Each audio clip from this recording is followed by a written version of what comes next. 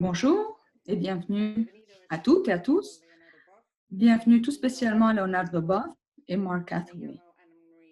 Mon nom est Anne-Marie Jackson. Je suis directrice du Forum jésuite pour la foi sociale et la justice. Et je suis basée à Toronto, au Canada.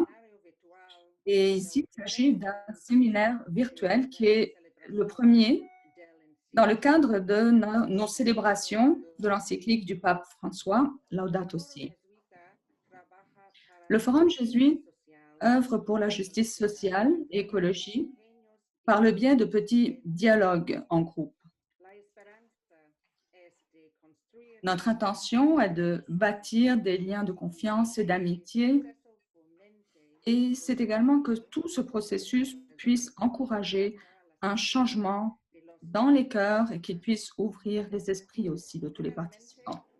Alors tout d'abord, pour être bien clair, aujourd'hui on va parler uniquement en espagnol, mais comme vous le savez, vous pouvez également choisir la traduction en anglais ou en français, étant donné qu'on a deux traducteurs, Isabelle et Scott.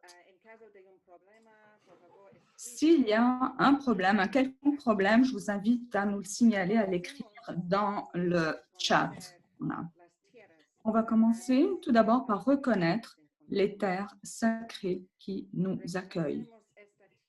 Nous reconnaissons cette terre comme une communauté vivante, avec tous ses habitants, que ce soit des animaux, des oiseaux, l'eau, des insectes, les champignons et tous les micro-organismes.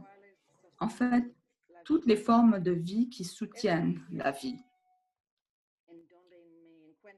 Cette terre où je me trouve, personnellement, est un territoire des Premières Nations, Huron-Wendat et Petun. Les Onondaga, Sénéca et plus récemment, les Mississaugas du fleuve Crédit. Ce territoire, en fait, relève du pacte de la ceinture Wampum, qu'on appelle du plat et de la cuillère, un plat, une cuillère. Et c'est une entente, un accord entre les Haudenosaunee et les peuples Ojibwe avec leurs nations alliées en vue de partager et de prendre soin pacifiquement de toutes les ressources qui entourent les Grands Lacs. Alors aujourd'hui, nous nous rencontrons tous en ces terres qui continuent à être le foyer d'une multitude d'êtres vivants. Et c'est le foyer aussi de bien des peuples indigènes, autochtones, que nous reconnaissons tous avec gratitude et envers lesquels nous reconnaissons nos obligations sacrées en tant qu'habitants, tous de notre mère, la Terre. Alors cet événement est co-parrainé par Canadian Jesuits International, Toronto, Centre Justice et Foi à Montréal, ainsi que la Charte de la Terre au Costa Rica. Merci.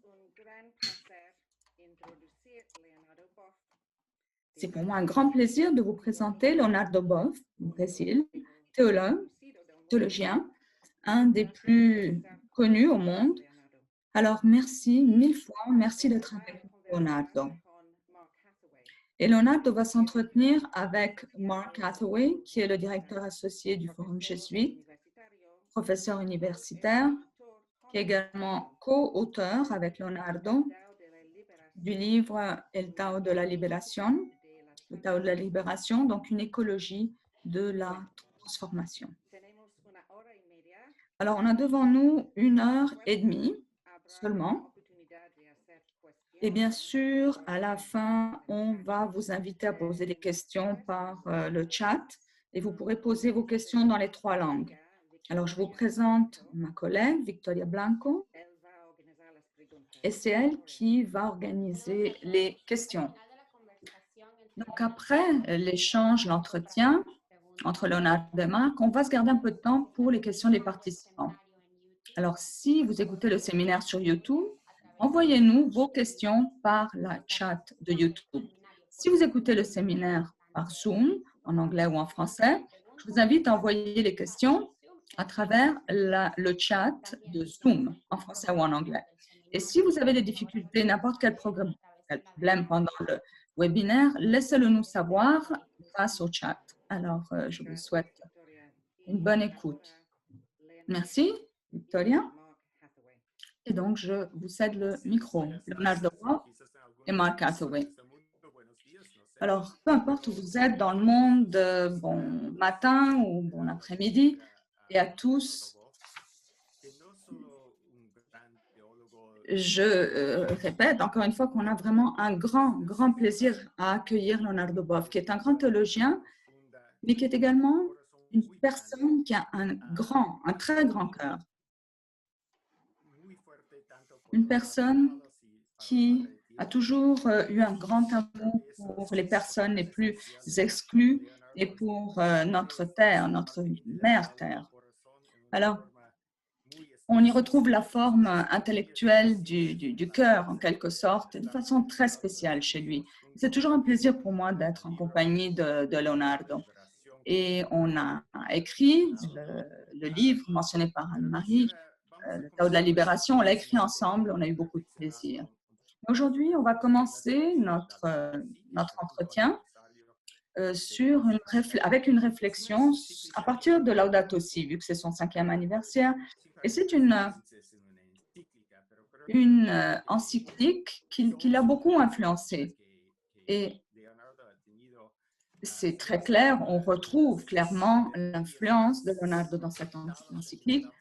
Et c'est sans doute une des personnes les plus citées dans ce document, autant lorsqu'on parle de l'amour pour la terre que lorsqu'on parle de l'amour pour les pauvres. Et voici d'ailleurs une œuvre de Leonardo qui est très connue. Alors, bienvenue Leonardo parmi nous. J'aimerais commencer en parlant de la crise écologique. Alors, ce que tu disais, c'est que c'est une éclosion ou une manifestation externe de la crise éthique que l'on vit, la crise spirituelle aussi que l'on vit dans cette modernité qui est la nôtre. Et c'est intéressant parce que j'avais mis un signet en anglais parce que je disais également qu'il y a des manifestations bien concrètes de cette crise. Alors, j'aimerais vous poser la question, pourquoi est-ce qu'on comprend cette crise non pas comme une crise environnementale, mais plutôt une crise de nature écologique? Qu'est-ce que tu entends par crise écologique? Et comment est-ce qu'on peut comprendre cette crise écologique en tant que crise également dans notre façon d'interagir, de nous interrelationner les uns les autres? Alors, j'aimerais d'abord commencer par remercier Marc, mon ami, et remercier également ces belles paroles et remercier également Isabelle Scott qui nous traduisent. Nous nous sentons vraiment encore plus membres à part entière de cette maison commune dans laquelle nous sommes invités à communiquer, nous sommes facilités dans cette tâche. Alors, quand on parle de crise, Marx, c'est une crise systémique, à mon sens. Ce que je veux dire, c'est que ça englobe environnemental, social, économique, éthique, spirituel, toutes ces dimensions, on les retrouve. C'est le système, la façon dont on a construit notre société et dont on a choisi d'habiter la maison commune, eh bien, cette approche-là, on ne peut plus la maintenir parce qu'elle est destructive. Elle affecte, elle mine les bases physiques, chimiques qui sont l'appui même, le soutien de la vie. Et c'est dans ce sens que le pape a rédigé son encyclique Laudato Si. Et le vrai titre, en fait, de cette encyclique, c'est le sous-titre qui est plus révélateur, qui est sur la sauvegarde de la maison commune. Alors, ou nous préservons cette maison commune, ou bien nous allons à l'encontre du pire qui puisse arriver. Et si on adopte l'approche du pape, il ne s'agissait pas de rédiger une encyclique verte, de restreindre l'écologie à l'environnement, mais plutôt une écologie intégrale, c'est-à-dire qui englobe l'environnement, qui englobe la société, qui touche aussi à la politique, mais à la culture aussi, au quotidien de notre existence, ainsi que la dimension spirituelle des êtres humains. Alors, quand on parle d'écologie, on doit embrasser en quelque sorte un nouveau paradigme, une nouvelle série d'idées, de perspectives, de rêves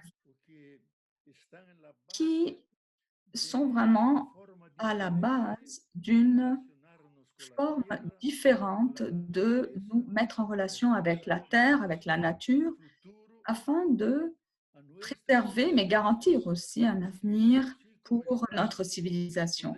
Parce que la façon dont on est en train de fonctionner maintenant n'est plus viable. On ne peut pas continuer parce qu'on a déjà atteint les limites de cette terre. On ne peut pas aller plus loin. Et le pape le dit dans son encyclique. Il répète que c'est un mensonge de penser que la Terre puisse offrir des biens, des services de façon illimitée et qu'elle puisse soutenir un projet de croissance illimitée. C'est un immense mensonge parce que la Terre est une planète qui est déjà âgée, qui a des ressources limitées et qui ne peut pas appuyer, qui ne peut pas supporter un projet illimité.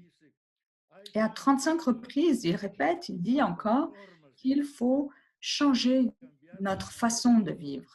Il faut changer nos façons de produire aussi, nos façons de distribuer, de consommer. Il va vraiment falloir revoir le parcours que l'on a fait pour redresser ce parcours, pour en fait recommencer un parcours nouveau. Et cette écologie est certainement omniprésente et elle est à la base de la logique de cette maison commune, de ce foyer qu'on partage. C'est cette sagesse qui nous vient de ce planète où l'on vit. Et c'est une logique de interconnexion, de interrelation et interdépendance qui nous entoure. C'est pour ça que je n'aime pas parler d'environnement, parce que dès le moment où on mentionne l'environnement, c'est comme si c'était quelque chose qui est distinct de nous, qui est hors de nous, alors que ce n'est pas le cas. Et je pense que c'est très clair dans la note aussi. Il souligne le fait que nous sommes partie prenante, nous faisons partie à part entière de cette terre, de ce milieu, de ce réseau immense qui constitue la vie.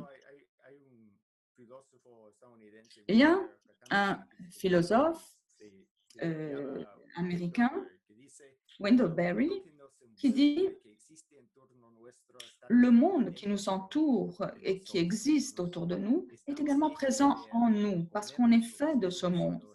On le mange, on le boit, on le respire, c'est l'os de nos os et c'est la chair de notre chair. Donc, dans le fond, la crise que l'on vit a trait justement avec ce sentiment d'être distinct, d'être séparé plutôt que d'être interrelié. Et justement, de ne pas comprendre, de s'être éloigné de cette unité, de cette connexion avec les autres personnes. Et donc, une crise de déconnexion, crise d'éloignement vis-à-vis des autres, mais éloignement également vis-à-vis de tout ce qui nous entoure, de la nature. Alors, je ne sais pas, Leonardo, si tu as des commentaires à ajouter par rapport à la crise. La crise n'est pas juste en tant que crise, mais comme opportunité aussi, vu comme peut-être une ouverture. Oui, je crois, Marc, que tu touches vraiment le cœur de la question, c'est-à-dire notre lien, notre relation avec la Terre et avec la nature. Ce lien, cette relation, n'en est pas une d'appartenance. Il ne faut pas penser que la nature est là-bas quelque part et moi je suis ici. Bien au contraire, on est partie de la nature, on fait partie de cette nature, mais peut-être la partie la plus consciente, la plus éthique, la plus responsable de cette nature, mais on forme un tout avec elle. La Terre, l'humanité forment un tout. Et les astronautes le disent souvent.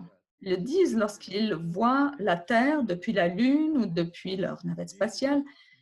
Quand ils reviennent, ils nous racontent et nous disent que de là-haut, il n'y a plus de différence entre la Terre et l'humanité. Ça forme un tout.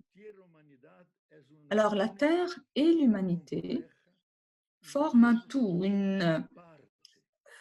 un tissu complexe, et nous, on fait partie de cette nature. On est partie intégrante de cette nature. On est une portion de cette terre qui, à un moment donné, dans sa complexité, cette partie-là, elle a commencé à penser, à aimer, et c'est là que l'être humain a émergé.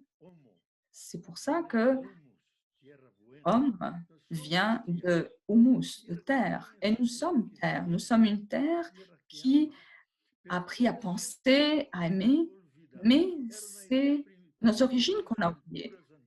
Et ça, on le retrouve dans toutes les cultures anciennes. On a toujours compris la terre comme la mère, magna mater, la terre nourricière, la, la terre-mère, donc quelque chose de vivant, porteur de vie. Mais ensuite, la modernité, à partir du XVIIe siècle, et puis Descartes et les philosophes ont commencé à dire que la Terre est un objet. Et on dit même que c'est notre rôle de torturer la Terre, la nature, comme si on était des représentants de l'Inquisition. Donc, se relationner avec la Terre comme une victime jusqu'à ce qu'on puisse en extraire tous ces secrets. Alors, c'est ce qui a créé une civilisation de violence qui continue à exister jusqu'à aujourd'hui. Donc, il y a un lien de soin, d'amour qui existe, un lien de proximité, mais au contraire, un lien de domination. Donc, on est extérieur à la Terre et on tend le poing pour la dominer. C'est ce qui a créé la science ou la technique comme instrument de domination. C'est ce qui a donné naissance à un grand développement qu'on ne peut pas nier. On en a besoin, bien sûr, mais en même temps, tout ça, ça a donné naissance au principe d'autodestruction. On a fini par créer un ensemble d'outils, d'armes mortelles qui peuvent déterminer la fin de la vie de cette planète. Alors, d'un côté, le développement a amené beaucoup de confort, mais d'autre part, ce même développement a augmenté notre capacité destructrice, d'où l'urgence d'un discours écologique. Parce que écologie, ça veut dire maison, apprendre à vivre dans cette maison différemment, l'organiser de façon différente, pour que l'on ne court pas le risque de courir vers une autodestruction. C'est tout à fait ça. Homo, humus, on les retrouve également dans la Genèse avec Adam, le premier humain qui vient d'Adama, donc le lien entre l'homme et la terre. Donc, nous sommes des créatures nées de la terre, littéralement nées de cette terre. Et c'est ce que ça dit, ce qu'on entend en hébreu. Et maintenant, quand on parle de crise, on pense aussi à la pandémie. Alors, essayons de voir comment il y a un lien entre la crise écologique, où beaucoup parlent de crise environnementale, mais c'est vraiment une crise de création, plutôt, la crise de notre création, la crise humaine. Comment est-ce qu'elles sont reliées, ces crises-là? Parce qu'on sait que cette pandémie a sans doute commencé avec la déforestation, avec la destruction de la nature. Alors, pendant que l'on conquiert de plus en plus de territoires en tant qu'être humain, les virus commencent à sortir de leur prison, en quelque sorte, pour nous toucher. Et avec la mondialisation et avec la communication, l'intercommunication entre tous, ces virus sont portés à s'étendre, à aller partout. Et donc, l'interconnexion ou le lien entre la crise sociale et la crise environnementale est bien là, ne forme qu'un dans le fond. Et c'est intéressant de prendre le mot apocalypse qui rejoint l'image de apocalypsis, c'est-à-dire révéler, donc rendre quelque chose plus évident. Et dans ce cas, ce sont les inégalités, les souffrances et le lien aussi entre la souffrance de la création et la souffrance humaine. Bien, je pense, Marc, qu'il y a deux causes principales, deux sources principales qui ont amené bien des virus comme Zika, la SARS et bien d'autres virus qu'on a connus. Et ça, c'est dû essentiellement, à mon avis, à deux raisons. Tout d'abord, l'urbanisation du monde entier, parce que 83% de l'humanité vit désormais dans des villes. Alors, ces gens ne connaissent plus la nature, ils sont déconnectés. Donc, on a pu ensuite, en parallèle, déforester, occuper tous les espaces pour créer ces villes.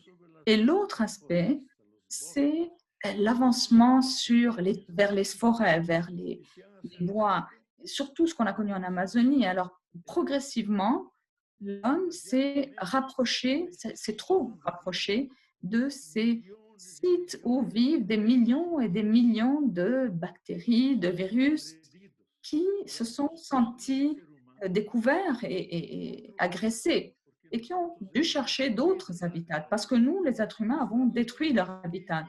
Alors, ces virus-là, ils étaient là et depuis des milliers d'années, ils vivaient dans leur petit habitat et nous, on est arrivé, on a détruit tout ça.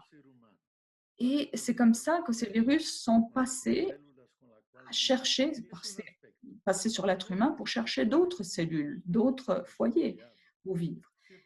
Et un autre aspect qui est important de souligner, c'est que si on part de cela, qui était au départ une hypothèse, depuis 2002, lors d'un grand congrès qui rassemblait des centaines de scientifiques, eh bien à l'époque, on est tombé d'accord sur l'hypothèse de Gaïa, comme quoi la Terre est un super-organisme vivant, et n'est plus une théorie, mais c'est un fait scientifique, parce que c'est ce qui articule toutes les énergies, le physique, le chimique, les énergies cosmiques aussi, pour continuer à produire de la vie, parce qu'elle-même, à la base, est vie. Et pour cette raison même, elle produit de la vie. Donc, si cette Terre est Gaïa, si c'est de la vie, et pendant des siècles, nous l'avons agressée, le pape le dit dans son encyclique, jamais dans notre histoire, jamais nous avons autant blessé et maltraité notre maison commune. Jamais comme pendant ces 2 derniers siècles. Donc, si cette terre est vivante et nous l'avons attaquée constamment, eh bien maintenant, c'est son tour. C'est à son tour de réagir et de nous attaquer. Nous sommes partis en guerre contre elle. Et là, c'est à son tour qu'elle répond. Elle répond avec ses armes invisibles, ces armes qu'on est incapable de contrôler. Et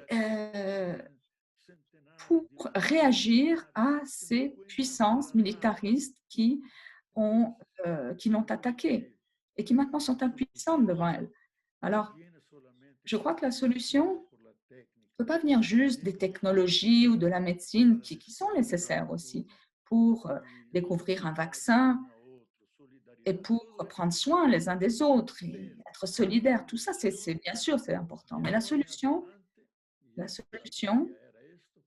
pour avancer, c'est vraiment de redéfinir une nouvelle relation vis-à-vis de la nature, de la terre. Une relation qui ne soit ni agressive, ni destructrice, qui soit amie de la vie, qui nous fasse sentir comme partie de cette terre, de cette vie, et qui nous fasse comprendre l'impératif éthique qui nous incombe.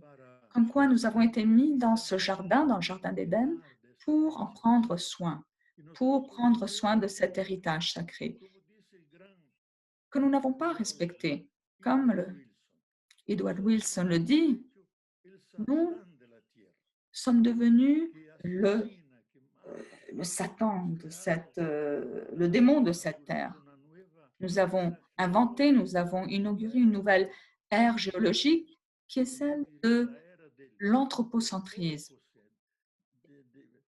Donc, cette ère où on est centré sur l'homme et donc sur la mort, parce qu'on est une menace. Alors, il faut maintenant dépasser ces menaces. C'est à partir du moment où on sera capable d'établir des nouveaux liens, des nouvelles relations qui sont plus bienveillantes, plus amicales avec la vie, avec la Terre. Et je pense que c'est une bonne transition vers la question de l'écologie intégrale, parce qu'avec ce virus et les changements climatiques, on le voit bien, tristement, ceux qui sont les moins responsables de toute cette crise sont ceux qui sont les plus affectés. On sait que le virus touche, d'ailleurs aussi les problèmes environnementaux affectent beaucoup plus les personnes qui n'ont aucune faute.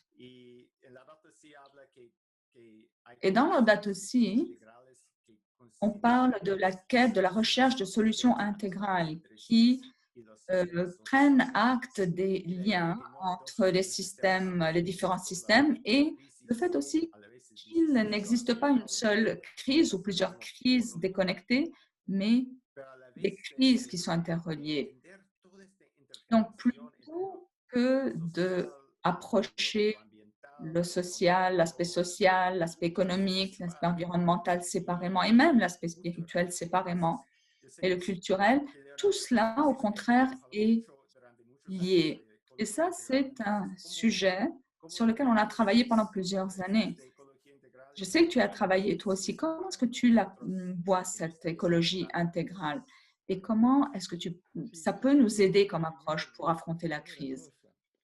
Et je pense tout d'abord, il faut qu'on soit capable de reconnaître nos erreurs, y compris les religions, les églises et les erreurs qu'elles ont commises.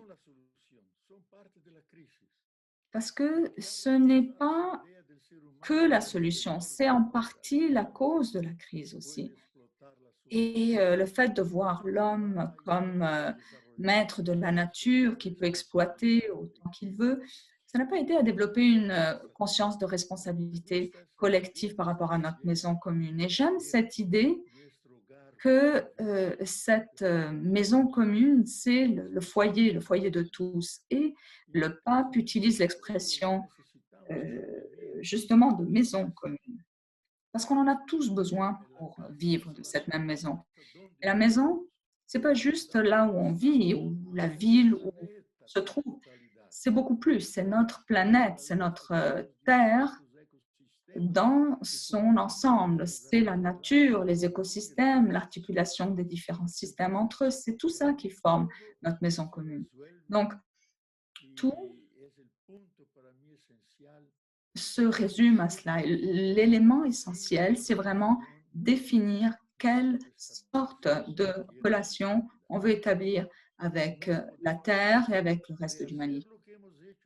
Nous ne pouvons pas refaire ce que nous avons mal fait déjà dans le passé. Donc,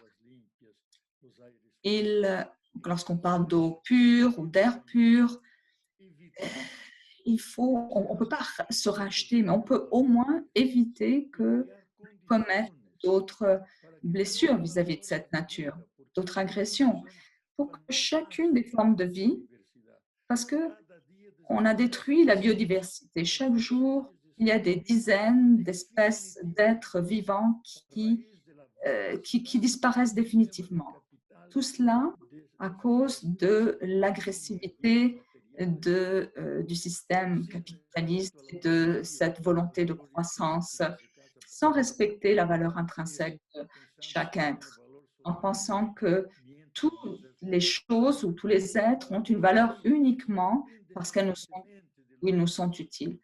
Bien au contraire, leur existence, leur présence sur la Terre est indépendante de l'homme et les choses ont leur propre valeur, indépendamment de qu'elles servent à l'homme. Et c'est ce que le pape répète dans son document. Il faut qu'il y ait une conversion écologique et radicale. Alors, ça veut dire qu'il faut qu'on change.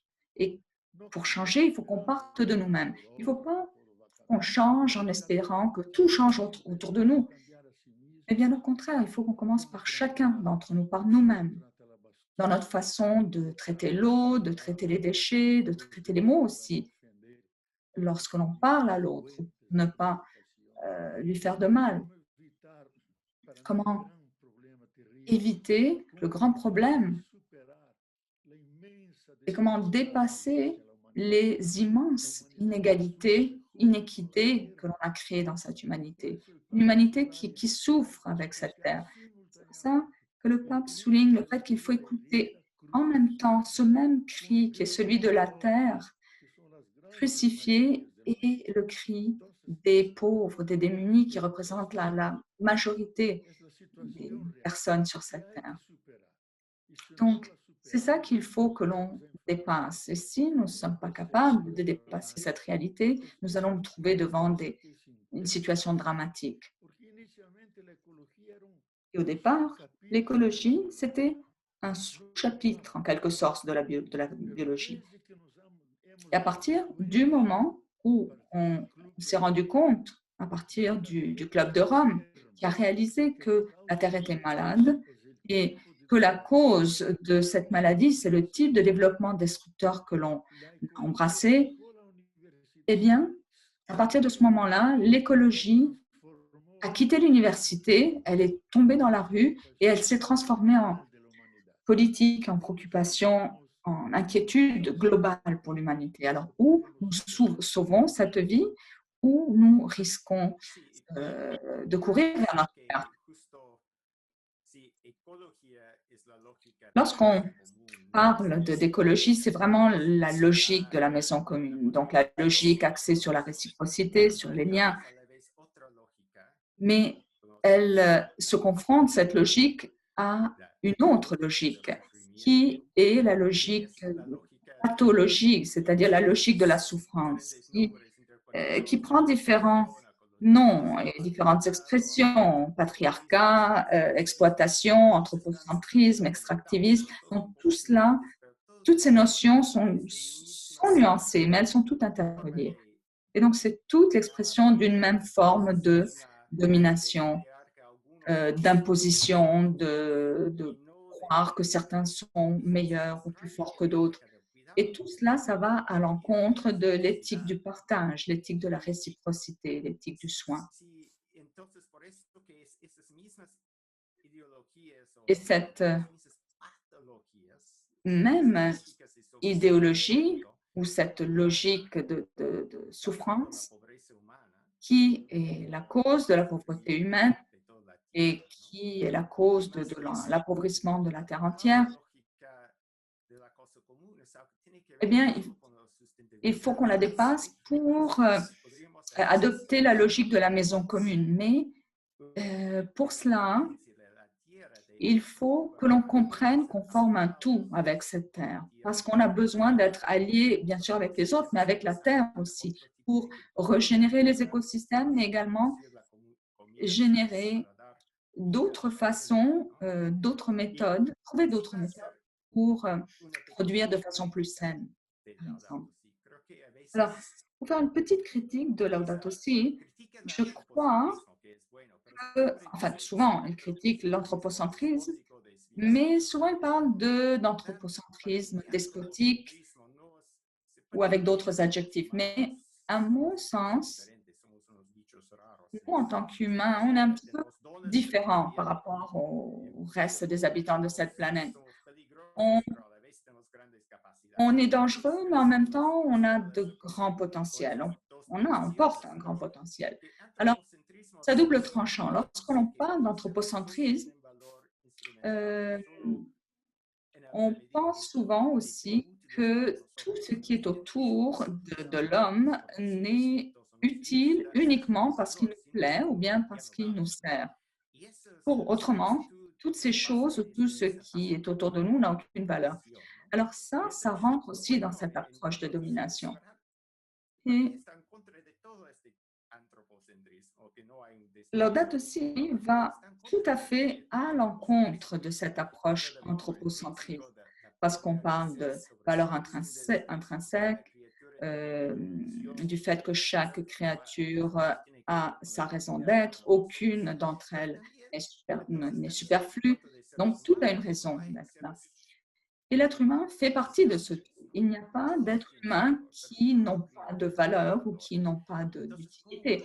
Toutes les créatures ont chacune leur propre valeur à apporter. Donc, quand on approche la conversion, comment est-ce qu'on peut l'arrimer à cette éthique de bienveillance, de prendre soin de l'autre?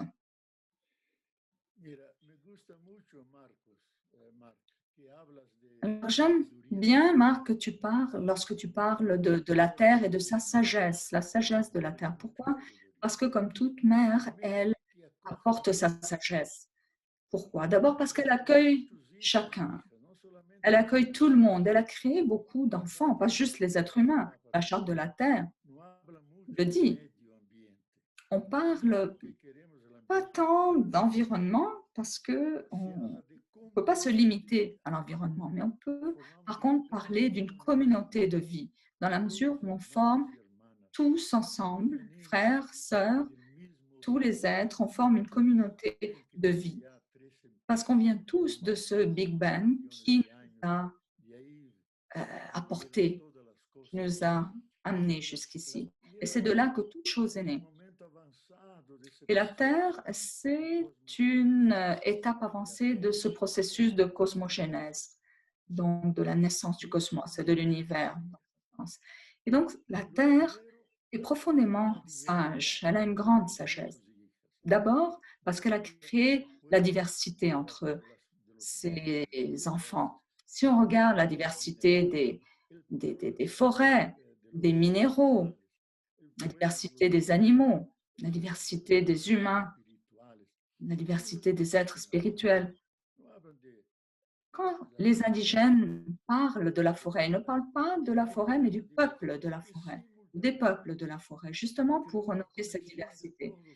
Et en même temps, les liens entre tous ces éléments se sont créés, sont nés en même temps, car c'est une thèse essentielle de la physique quantique d'Heisenberg et d'autres qui disent que tout est relation, que rien n'existe en dehors des relations. Et l'univers n'est pas la somme de tous les êtres existants. Et bien au contraire, l'univers, c'est la somme, le tout de ce réseau de connexion et d'interrelations. Et nous faisons partie de ces relations, de ces interconnexions. C'est pour ça qu'il y a une diversité. Il y a une grande diversité, mais en même temps une grande unité pour créer ensemble cette immense complexité. Et ça, c'est l'autre catégorie, la complexité. Et la mutualité. Pourquoi? Parce qu'on se complémente, on s'aide les uns les autres.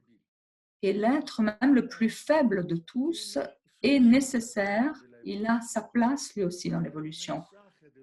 Il a un message à porter de la part de l'univers. C'est un mot que Dieu a écrit comme élément dans son livre de la création, parce que lui aussi est nécessaire pour l'évolution du tout. Et entre êtres humains, ces mêmes liens sont présents.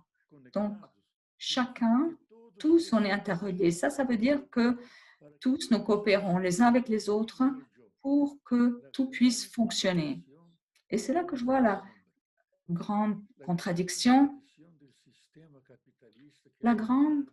avec le système capitaliste, il faut le dire, qui domine notre monde, y compris en Chine, qui est une logique basée, axée sur la concurrence, la compétition, sans aucune solidarité, qui exploite le travail humain, qui exploite la science ou la connaissance collective, qui exploite la nature et qui vise à accumuler des biens matériels et de façon individuelle, donc sans qu'il y ait de lien, d'interrelation entre les individus.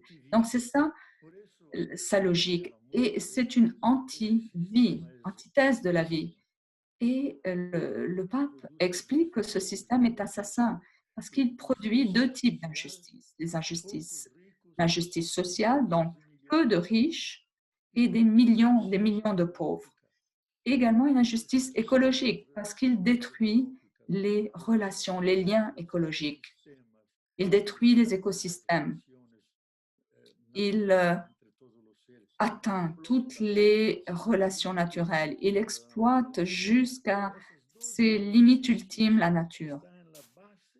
Et ces injustices sont vraiment au cœur ou à la base de ce genre de civilisation une civilisation qui, à mon sens, maintenant vit une crise que je définirais terminale, parce qu'on ne peut plus aller de l'avant avec ce projet, parce que la Terre ne peut plus le supporter. Le 27 avril, qui était justement cette journée qu'on a décrétée, journée de dépassement mondial, c'est cette journée où les biens et les services offerts par la Terre ont connu un terme, une fin. Et malgré ça, nous continuons à l'exploiter. Alors qu'on continue de l'exploiter, elle nous renvoie moins d'eau, moins de froid, donc plus de chaleur. Et tout ça, ce sont des réactions de la part de cette terre à ces agressions qu'elle subit, à la guerre que l'on mène contre cette terre, sur tous les fronts, que ce soit l'air, le sol, l'eau, sans aucune chance de pouvoir gagner cette guerre. Parce que la terre n'a pas besoin de nous. Nous avons besoin de la terre. Mais elle peut se passer de nous, elle peut continuer à vivre sans nous. D'où l'importance de comprendre notre responsabilité, l'importance de comprendre le facteur écologique qui doit être compris par chaque individu, chaque peuple, chaque nation, qui doit être appréhendé de façon différente. Différente par rapport à la vie aussi, qui est le bien le plus précieux que l'on a hérité de Dieu. Et il faut que l'on apprenne à garder un équilibre où l'air est plus pur, l'eau est plus présente pour nous, bien sûr, mais aussi pour les générations à venir. Et ce que tu dis est particulièrement important, parce qu'on parle de capitalisme, d'approche capitaliste et de dépassement mondial. Même si on se rend compte qu'il y a une petite partie de l'humanité qui est responsable de cela, parce que c'est quand même les 10 ou 20% de cette terre, qui consomment le plus et qui produisent le plus de pollution ou de gaz ou d'éléments destructeurs. Et ce sont les grandes organisations, entreprises transnationales qui font partie de cette portion minoritaire du monde. Et c'est encore une fois cette tranche de la population qui souffre le moins des déséquilibres qu'elle a provoqués elle-même. Il y a un graphique, une image qui est très claire, qui montre le capitalisme comme une grande machine et qui montre comment ça écrase le reste. Et on voit comment il y a une grande concentration de la richesse dans un nombre de mains de plus en plus limité. Et cette situation, bientôt, va être insoutenable. Alors, tout cela, toute cette situation de déséquilibre extrême est pathologique.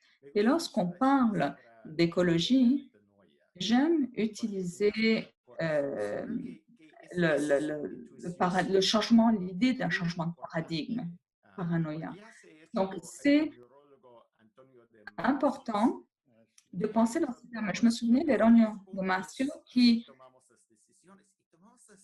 a analysé comment est-ce qu'on prend les décisions. Les décisions se prennent souvent à partir des sentiments. Si l'on détruit le centre cérébral qui gère les émotions, on peut modifier la façon dont on prend les décisions. Donc, si on veut changer de vie, de mode de vie, il faut qu'on passe par l'affectivité, par les émotions. Et plus que toute autre chose, il faut euh, que l'on motive les gens, mais pas à partir de la peur. Parce que si on motive les gens avec la peur, ça dure peu et ça finit par créer une séparation, une scission. Et je sais que tu as travaillé beaucoup là-dessus, sur la bienveillance, sur le développement des liens et de l'empathie et de l'importance donc de renouer avec cette bienveillance, cette empathie. Parce que sans cette perception affective, on ne peut pas changer, on ne peut pas se convertir. Et quand on parle d'analyse, c'est important bien sûr, mais l'analyse sans le cœur ne permet pas d'aller jusqu'au bout du changement. Donc, comment est-ce que l'on peut apprendre à écouter, à entendre réellement la voix de la terre, la voix des marginalisés, la voix des plus pauvres? Comment est-ce que l'on peut non seulement écouter cette voix, mais la laisser nous transformer, la laisser nous toucher pour que l'on puisse profondément changer, pour que l'on se sente en lien avec cette voix? Et là, on rentre peut-être un peu dans le domaine de la spiritualité écologique. C'est-à-dire, de quoi s'agit-il? Oui, mais aussi comment est-ce qu'on peut le mettre en pratique?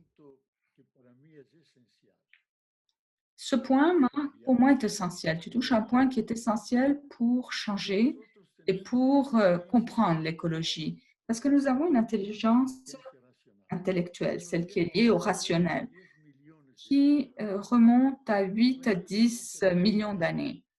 Et nous avons l'intelligence cordiale aussi, c'est-à-dire l'intelligence du cœur, de la sensibilité.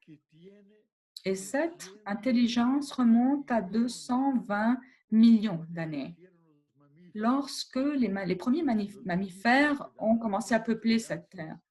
Et donc, ceux qui ont donné ensuite naissance à leurs enfants. Et nous sommes des mammifères, comme eux, nous l'avons oublié. Mais avec les mammifères naît également l'amour, la protection, le soin. Et donc, l'intelligence émotionnelle, donc intellectuelle, émotionnelle. Et l'autre type d'intelligence, c'est également l'intelligence spirituelle. Et, tu l'as bien dit, si on n'a pas de passion, de sentiment, de pathos pour être en mesure de percevoir, d'entendre la douleur, le cri de la terre, le cri de ces enfants qui demandent à manger, le cri de ceux qui meurent abandonnés,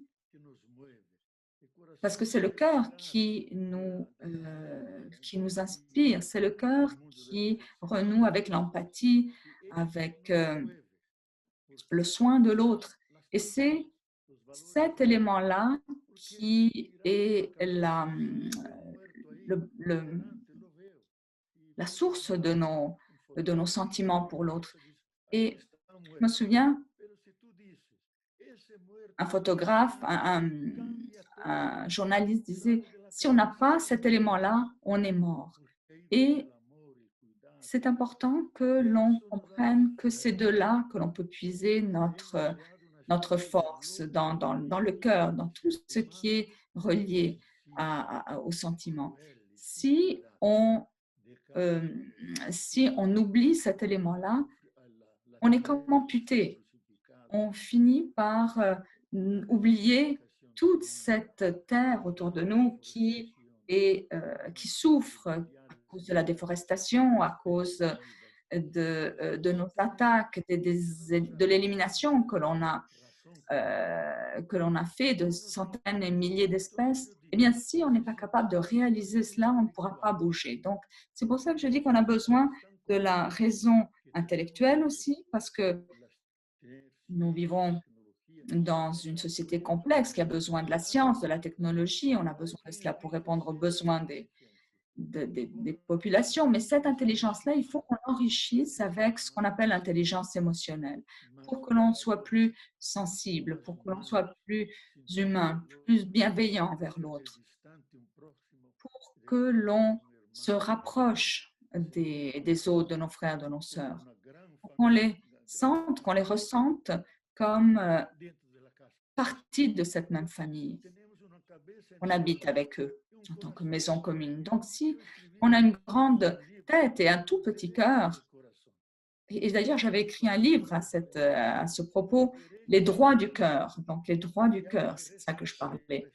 Et il faut que l'on rachète ou que l'on renoue avec notre intelligence cordiale, donc l'intelligence du cœur. Et si on n'est pas capable de le faire, on aura beaucoup de mal à s'engager pour sauver cette vie. C'est ce que le pape disait lorsque l'on regarde les données, les statistiques, tous ces chiffres, il faut qu'on les regarde, oui, mais avec passion, il faut qu'on les regarde avec sentiment. Parce que derrière tous ces chiffres, il y a des êtres humains, des forêts, des êtres vivants qui souffrent. Et il faut que l'on comprenne que leur souffrance est aussi ma souffrance. Et n'oublions pas que la grande vertu du Bouddha, c'est justement la compassion, de sentir avec l'autre, ne pas laisser l'autre souffrir seul. Parce que le plus grave dans la souffrance, ce n'est pas la souffrance en tant que telle, c'est la solitude dans la souffrance. Le fait que personne ne s'approche ou que personne ne tende la main à l'autre. Personne n'adresse un mot de consolation, de confort. Alors, on a besoin d'étendre ces gestes de bienveillance vis-à-vis de la nature, du cosmos, de la Terre, de l'autre aussi. Et c'est comme ça que notre cœur peut s'engager pour sauver, pour protéger cette magnifique réalité qui est celle dont on a hérité. Après des siècles, des milliers d'années, millions d'années de travail de l'univers qu'il a fait pour nous léguer ce jardin. Je pense que c'est intéressant de comprendre cette approche, comme quoi on a des neurones de différentes natures et que lorsque quelqu'un accompagne une personne qui souffre, il y a plusieurs parties du cerveau qui sont sollicitées et que dans un certain sens, on a pratiquement la capacité de ressentir la douleur ou la joie de l'autre. Et ça, c'est une capacité que les êtres humains ont. Et c'est une capacité qui est plus développée chez certains êtres humains par rapport à d'autres. Mais ça reste une capacité, compétence très particulière, la capacité de souffrir, de s'unir à l'autre dans sa souffrance ou dans sa tristesse, sa souffrance. Et j'aime en particulier cette idée de l'évangile de la création, comme quoi toute la création entière est une révélation de Dieu, que Dieu a écrit un livre précieux dont les lettres, les mots sont, chacun des mots est une créature, les créatures que l'on trouve autour de nous. Les arbres et les pierres vont t'apprendre ce que tu ne pourras pas apprendre des maîtres. Et chaque créature est pleine et remplie de Dieu, et chacune représente les mots du Créateur dans chacune des pages de son livre. Donc, ressentir à travers eux la présence de Dieu. Et ça, cette approche est très intéressante parce que quand on repense à Jésus, presque toujours, il priait à l'extérieur. Il priait à Gethsemane, il priait dans les jardins, la montagne, dans la nature. Donc, cette façon de renouer avec l'autre est particulièrement forte parce qu'on est dans la nature. Et j'ai travaillé avec des étudiants à moi dans un contexte qui n'était pas religieux et je les envoyais, mes étudiants, dans les parcs à l'extérieur et je leur demandais d'essayer d'entendre ce que un arbre essayait de lui communiquer ou ce qu'un insecte essayait de lui communiquer pour que cet arbre ou cet insecte agisse comme un enseignant, comme un maître. Et c'est vraiment extraordinaire de recueillir les réflexions qui ressortent.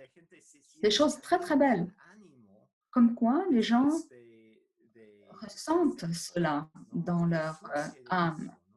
Et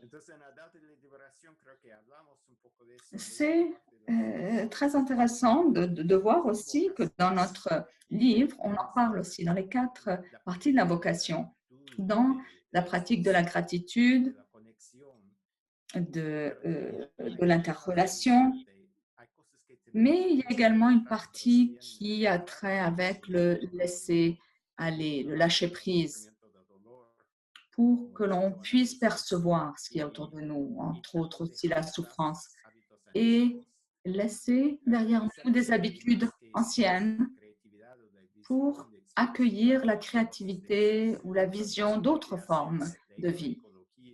Et pour ceux qui essayent d'explorer d'autres formes de sentir ou de ressentir, l'ont compris. Pour aussi renouer avec toute la sagesse indigène qui est encore bien présente sur notre terre et qui prend différentes formes, qui peut alimenter le changement de conscience, les virages, les conversions. Donc, voir comment est-ce que l'on peut vivre cette approche écologique pour aller vers une conversion écologique, mais en profondeur, chaque jour plus profonde. Il y a 2 choses que je voulais ajouter, Emma. D'abord, cette idée du livre de la création. C'est une doctrine très ancienne, doctrine théologique, qui remonte aux origines depuis Saint-Augustin, ensuite jusqu'aux penseurs plus modernes, Guardini et d'autres, comme quoi le premier livre que Dieu a écrit, a rédigé, c'est le livre de la nature. Dans Romains 8, on le dit clairement, le lit, que Dieu se révèle à la nature. Il se révèle il se révèle par exemple dans la mer. Quand on regarde la mer, on sent la grandeur. Et c'est extraordinaire de voir les couleurs des fleuves lorsqu'ils s'entremêlent. On finit par ressentir un sentiment de grand respect. Et c'est notre capacité en tant qu'humains que celle de capter ces messages à travers la nature, la beauté, la grandeur, la diversité de cette nature autour de nous. Surtout lorsqu'on regarde les forêts, les fleurs, chaque être a sa singularité, sa différence. Et si l'on est capable de profiter ou d'apprécier l'unicité de chaque chose, on comprend la création. Mais comme nous avons vécu une décadence, on est devenu destructeur, on a détruit aussi cette capacité de percevoir. Et Dieu, dans sa grande miséricorde, dans sa grandeur, nous a livré ou légué ces textes, ces écrits, pour que nous puissions relire jusqu'à son premier livre et réapprendre à apprécier ces dons. Mais ne pas faire comme les fondamentalistes qui lisent sans voir le monde derrière les écrits. Ces écrits, il faut s'en servir pour illuminer le monde et pas simplement se limiter aux mots. Parce que tout cela a été écrit non pas pour que ce soit uniquement des mots, mais pour que ce soit lumière. Lumière qui nous unisse, d'un livre à l'autre, vers une révélation plus grande de Dieu.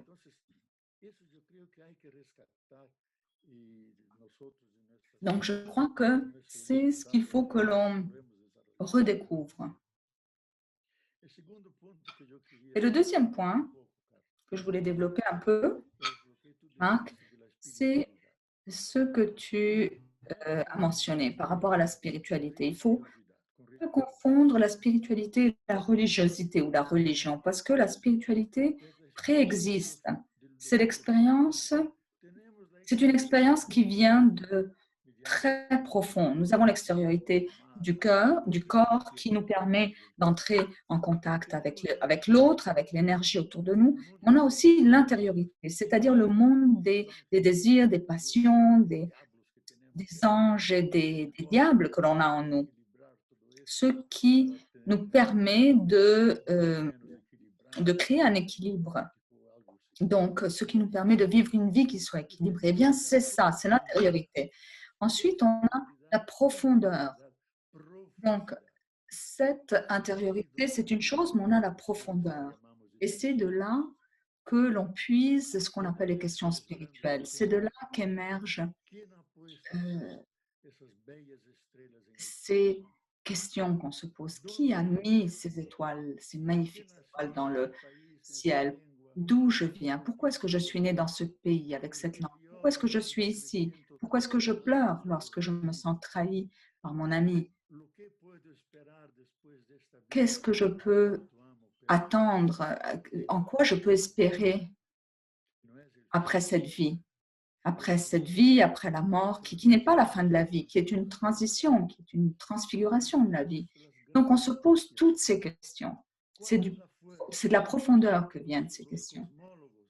Et les cosmologues, et toi, Marc, tu le sais mieux que moi, c'est cette énergie du profond qui est présente partout et qui nous permet d'interagir, qui permet ce dialogue d'avoir lieu. C'est cette énergie de fond, de profondeur qui est présente dans les religions. Et c'est ce qui est le mystère, l'infinité, l'omnipotence, qui n'a pas de limite, qui nous invite à nous poser la question d'où venons-nous et qui est toujours derrière nous, qui est toujours en nous, autour de nous, et qui continue à nous alimenter avec la vie. Donc, c'est là qu'on retrouve les valeurs dont on a parlé avant, c'est-à-dire les valeurs qui sont des valeurs intangibles, celles de la solidarité, de l'amour, de la compassion, de ce qu'on appelle la force, l'énergie qui porte tout autour de nous et qui est en nous également. Il y en a qui parlent et qui lui mettent le nom, qui donnent le nom d'Allah ou de Tao, et nous on l'appelle Dieu, le Père de toutes choses, notre Père, Jésus pour nous. Alors, cette réalité, c'est une donnée anthropologique. Et de cette spiritualité, de cette expérience, les religions sont nées. Alors, pour la spiritualité, pour qu'on parle de spiritualité, il faut passer de la tête au cœur. Et quand ça passe au cœur, cette énergie, on commence à comprendre ce que signifie le Père symboliquement. Qu'est-ce que ça veut dire que moi, je suis dans la paume de sa main, lui qui m'accompagne comme Père avec son amour. C'est ça, la spiritualité. Et un autre point dont tu as parlé, Marc, c'est ce que les neuroscientifiques appellent le point. Ce n'est pas une invention des neurolinguistes, des scientifiques. Ce qu'ils disent, c'est que l'être humain aborde des questions les questions holistiques et de sacré. Et ils le font parce que au niveau du cerveau, au niveau frontal du cerveau, il y a ce qu'on appelle une accélération je cherche le mot, de ces composantes du cerveau, donc de ces neurones qui, normalement, ont une vibration qui monte, qui passe de 9 à 11 à 30 même d'intensité. Et donc ça, c'est le point de Dieu dans le cerveau. C'est-à-dire que l'on porte en nous un organe qui nous permet de capter la présence mystérieuse de ce Dieu qui est présent dans la nature, dans le cosmos, qui est présent en nous. Et c'est le cerveau, cet organe, qui nous permet de le percevoir. Et c'est comme ça qu'on est en mesure de nous ouvrir à cette réalité. Et cette réalité, il y a un livre qu'il a traité, un livre qui parle de physique quantique, de Dana Zohar, qui parle de l'intelligence intellectuelle, que c'est le point de Dieu dans le cerveau, qui est un élément essentiel. Tout comme on a des organes externes, comme la bouche pour parler, les mains pour toucher, les pieds pour bouger, on a un organe dans notre cerveau pour capter Dieu. Maintenant, Dana Zohar dit que ce qui est triste, hein, la disgrâce pour nous, c'est que ce point de Dieu est souvent occulté par l'égoïsme, le matérialisme, le consumisme. Alors, il faut le dévoiler ou le nettoyer pour qu'il puisse briller, pour qu'il puisse faire de nous des êtres plus sensibles, plus bienveillants, plus respectueux aussi de tout ce qui est le sacré de la création et les autres êtres, les êtres autour de nous. Donc, ce point, Dieu, est vraiment quelque chose de scientifique et qui appuie bien des expériences de l'humanité, qui a toujours travaillé avec cette dimension, qui comprenait que derrière toute chose, il y a un créateur qui met les choses en marche. Et c'est le point oméga qui nous attire. Et que Teilhard de Chardin disait, c'est ce qui fait que l'on évolue jusqu'à l'implosion et l'explosion en Dieu, dans le cœur de Dieu. Et pour moi, c'est ça la spiritualité, c'est ça qui nous rend plus humains, qui nous rend plus sensibles, plus généreux. Et c'est ce qui manque le plus dans ce monde, parce que nous sommes beaucoup trop matérialistes. Et il faut que l'on arrive, que l'on atteigne un autre type d'humanisme, un autre type de valeur humaine et spirituelle. Et ce qui sort de notre cœur, du plus profond, c'est justement cette conscience de la présence de Dieu, de l'existence de Dieu. Alors, on a quelques minutes devant nous avant de passer aux questions. Alors, j'avais une autre question. Autre chose intéressante, c'est ce terme, l'esprit.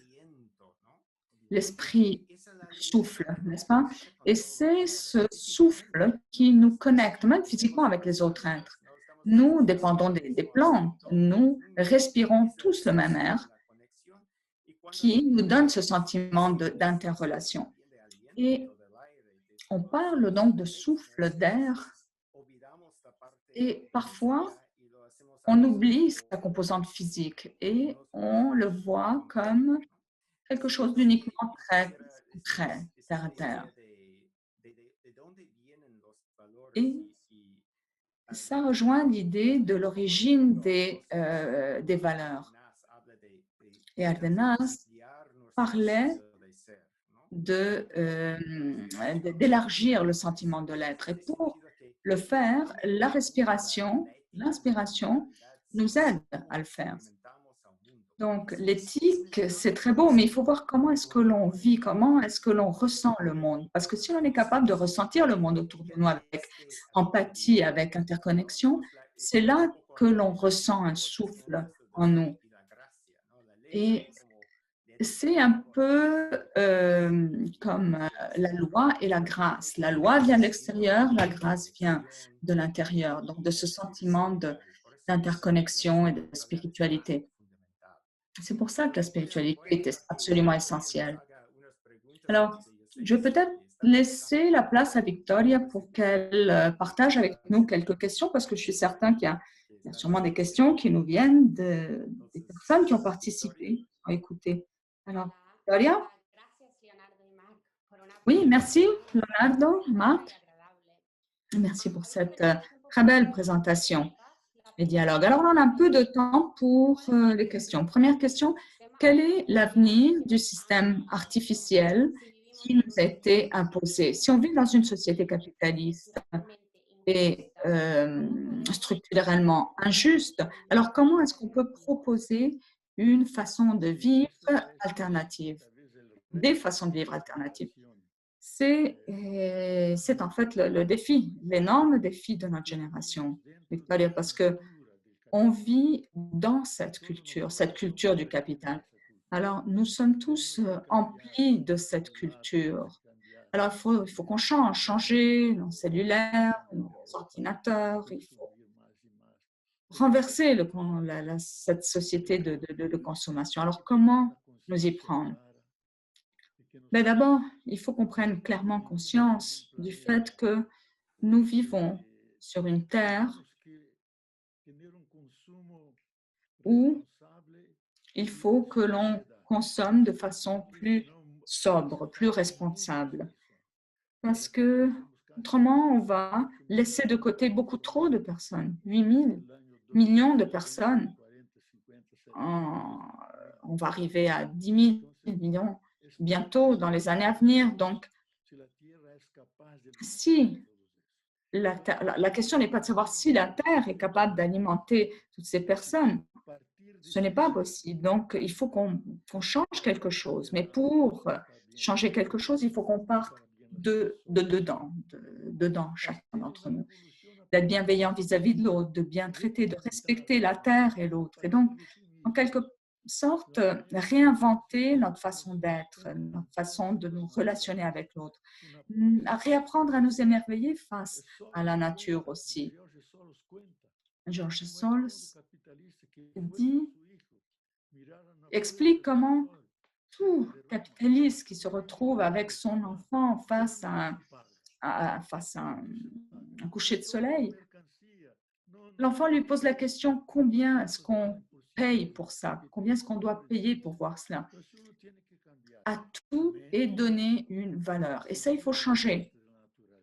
Il faut qu'on apprenne, qu'on réapprenne à se sentir partie de la nature et vivre cette connexion permanente les uns envers les autres et alimenter aussi une responsabilité collective. Une responsabilité, ça veut dire qu'il y ait des gestes que l'on pose, comprendre qu'il y a des gestes, que chaque geste que l'on pose a une conséquence positive ou négative pour l'autre. Et tous les gestes que je pose, tous les bons gestes que je pose, c'est une énergie positive qui se distribue et qui va renforcer d'autres bonnes énergies positives jusqu'à créer un tsunami de choses positives, d'énergie positive pour faire un saut quantique vers une société qui soit plus humaine, soit plus respectueuse, où chacun puisse se respecter, y compris respecter la nature. Ce serait un petit peu comme changer en quelque sorte nos rêves. On parlait du rêve de la Terre parce qu'on a un petit peu l'illusion que la consommation puisse, la société de consommation puisse nous apporter la joie. C'est vrai que ça peut répondre à bien des besoins, mais malgré tout, on continue à être insatisfait. Donc, on veut toujours davantage. Et lorsque on parle justement de cet émerveillement face à la nature, c'est ça qu'on doit redécouvrir, être capable à nouveau de se laisser émerveiller, surprendre par la nature. Et c'est à nous de nous ouvrir à cette nature et être en mesure, être à l'écoute de ce qu'elle a à nous dire aussi, cette terre, cette nature. Et montrer que d'autres formes de vie sont capables, d'autres approches sont possibles, des façons pour ressourcer cette terre, cette nature autour de nous. Et donc, projeter cette vision qu'un autre monde est possible et que c'est source de joie aussi. Et ce monde auquel nous aspirons peut être une source de joie beaucoup plus grande que celui dans lequel on vit maintenant. Merci. Alors, deuxième question qui vient du Canada et d'ailleurs aussi, nos politiciens ont considéré Bolsonaro comme leader respecté, comme Evo Morales, Nicolás Maduro. Alors, face à cela, c'est difficile de comprendre la complexité de notre économie. Alors, qu'est-ce qu'on peut faire au Canada pour être solidaire et à l'écoute du cri de la terre et du cri des plus exclus de ce monde? C'est un grand défi et j'en profite aussi pour applaudir, reconnaître l'hospitalité du Canada, surtout lorsqu'on a vécu la répression et la dictature au Brésil. Beaucoup de Brésiliens ont été accueillis au Canada. Ils se sont réfugiés là-bas, ils ont été bien accueillis, ils ont étudié. Et le Canada a toujours été un pays très accueillant, y compris les enfants de ma compagne ont étudié à Montréal. On a un fils qui vit à Vancouver. Enfin, tout ça pour dire que c'est un pays qui est très proche et qui a une sensibilité écologique très grande, beaucoup plus développée que d'autres pays. La façon dont ils traitent ces autochtones comme dignes de respect, alors que ce que l'on voit chez nous est tout à fait à l'opposé de cette approche. La façon dont on déforeste, dont on s'approprie de leurs terres, des terres de nos indigènes, est une approche complètement différente chez nous. Alors, c'est le temps de changer. Il y a bien des textes que j'ai lus, des réflexions, comme quoi les êtres humains vont devoir apprendre la leçon de cette réalité, de cette situation. Et c'est intéressant de voir que les opinions aussi sont partagées. Il y en a certains qui disent qu'on va revenir en arrière, qu'on va revenir à une forme de dictature ou de totalitarisme mondial en utilisant l'intelligence artificielle autonome qui va accompagner chaque individu dans tout ce qu'il va faire, dans tous les gestes qu'il va poser et qui va finir par dominer le monde en petits groupes, qui va finir par dominer l'humanité jusqu'à ce qu'il y ait une explosion, en quelque sorte. Et donc, dans cette voie, on s'engage dans une direction dramatique. Et il y a un grand penseur, Bauman, décédé récemment, qui disait « Ou nous changeons, nous faisons ce virage pour vivre différemment notre relation avec la nature, ou nous allons grossir ce cortège de ceux qui vont détruire notre culture. » Mais il y a d'autres alternatives. Par exemple, apprenons la leçon, apprenons une dure leçon, comprenons que nous ne pouvons pas continuer dans cette voie parce que la Terre va nous envoyer d'autres avertissements, d'autres dangers. Celui qui est nommé par beaucoup de biologistes, c'est le grand virus, la grande bactérie qui sera inattaquable, qui sera invincible et qui va détruire l'espèce humaine. Et ça, ce n'est pas impossible, mais ça dépend de nous.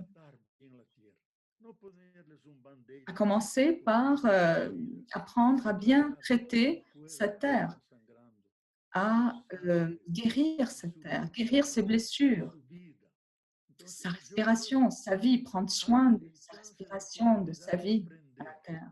Et je pense que pour nous, c'est l'opportunité d'apprendre et de faire un changement, un grand changement. Parce qu'autrement, on n'aura pas d'avenir. Autrement, on est voué à mourir. Et c'est ça la grande leçon que l'humanité doit tirer. Parce que quand on parle de crise, il y a la crise économique, les crises écologiques, les crises psychologiques, la dépression. Et donc, il faut pour cela changer toute notre approche à la production, à la consommation. Et je crois que ça fait partie des possibilités. Dépendamment comment est-ce que l'on pose nos choix, de développer un pacte social différent. Et on l'a compris avec la pandémie. Chacun fonctionnait individuellement, mais on a compris qu'il y a des problèmes, des crises globales qui ne peuvent être affrontées que globalement, collectivement, avec un centre de pouvoir qui soit démocratique, qui soit pluraliste, qui pense à la terre aussi et qui distribue les biens et les services, mais pour tous.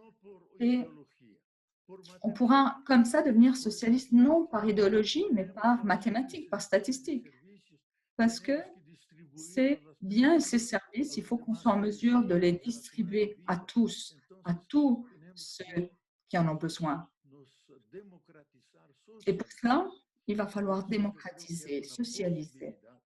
Et je pense que c'est ça la voie, la possibilité. En fait, pour moi, c'est la seule qui peut nous offrir un avenir pour notre civilisation, pour notre espèce.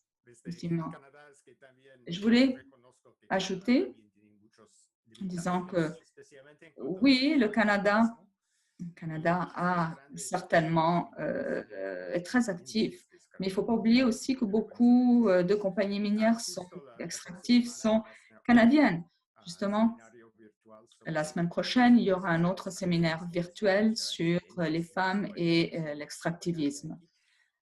Donc, c'est un autre sujet. Et je voulais ajouter que parmi les défis, il y a celui d'une démocratie qui soit réellement participative, parce que jusqu'ici, c'était très difficile de le réaliser, parce que souvent, et en Amérique latine, il y a eu des expériences intéressantes, des gouvernements intéressants aussi. Et des gouvernements qui ont connu leurs imperfections avec Evo Morales et d'autres, mais où on a vu certains styles de leadership qui donnaient des ouvertures, même si on n'est pas encore arrivé à créer une démocratie réellement participative. Et la participation au leadership des femmes aussi en fait partie. Et le leader de l'Uruguay également, l'Uruguay a donné un exemple intéressant de leadership différent, un leadership de service. Et peut-être c'est une direction que l'on va suivre ailleurs. Mais on a connu des leaderships qui se sont mis au service des peuples et au service de la terre. Et donc, je crois que c'est ce genre de politiciens dont on a besoin, peut-être de plus en plus. Et on a besoin de plus en plus aussi la présence de femmes parmi ces leaders. Il y a quelques jours, justement, je lisais un article d'un des plus grands spécialistes sur de Jeffrey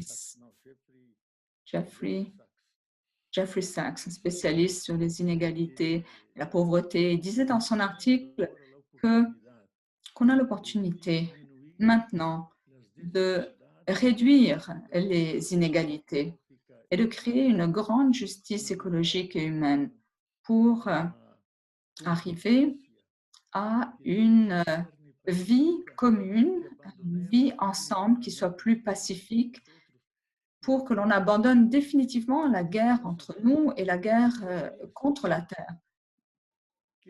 Et je suis convaincue que la vie est plus forte que la mort. Et le pape le répète 3 fois dans son encyclique, un extrait du livre de la sagesse. Comme quoi, Dieu a créé toutes choses avec amour. Il est passionnément amoureux de la vie, ce Dieu. Et ce Dieu qui est passionnément amoureux de la vie ne peut jamais permettre que notre vie s'achève de façon aussi misérable. Il va nous donner l'intelligence, il va nous permettre de trouver le chemin pour nous sauver. Et il ne s'agit pas d'une marche de Noé où on puisse sauver quelques espèces. Non, ici, il s'agit de trouver une façon pour tous être sauvés ou personne. Alors, c'est beaucoup plus global. Le poète allemand disait, quand le danger est grand, les chances de rachat sont encore plus grandes.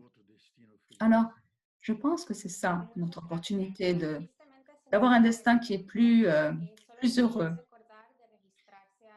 Alors, étant donné qu'on achève, je veux vous rappeler de vous inscrire pour les prochains séminaires, le prochain sur l'extractivisme et les femmes, donc il va être en espagnol, et on en a également un au mois de juin, une transition juste, équitable. Alors, on va vous garder informés par courriel avec les enregistrements du webinaire. Et on attend également vos rétroactions pour pouvoir nous améliorer. Et je vais laisser le micro à Anne-Marie qui va dire le mot de la fin. Merci, Nicole. Merci mille fois à Leonardo et Marc. Merci beaucoup à nos traducteurs aussi, Isabelle, Scott. Merci beaucoup. Alors, n'oubliez pas de vous inscrire pour le prochain séminaire virtuel. On va vous envoyer davantage d'informations dans le chat pour mieux comprendre notre fonctionnement. Donc, nous avons également toute l'information sur les documents qui ont été écrits. J'aimerais remercier également nos amis du Centre Justice et Foi et la Charte de la Terre. Merci à vous tous, participants de partout dans le monde. Et donc, pour en savoir davantage, ce que je disais sur notre processus, consultez notre guide au dialogue sur des limites pour bien vivre, entre autres. Alors, merci à tous. Merci aux organisateurs, surtout, qui ont permis d'ouvrir cet espace. Merci aux traducteurs et merci à Anne-Marie. Merci à toi tout spécialement, Marc. Je vais vous quitter avec une idée, une réflexion. Nous venons tous des grandes étoiles rouges. Nous sommes nés du cœur de ces étoiles. Alors, nous sommes nés pour illuminer et pour briller autour de nous. Et donc, c'est ça notre mission. Nous devons briller parce que c'est notre vocation et c'est le désir, le souhait de notre Créateur.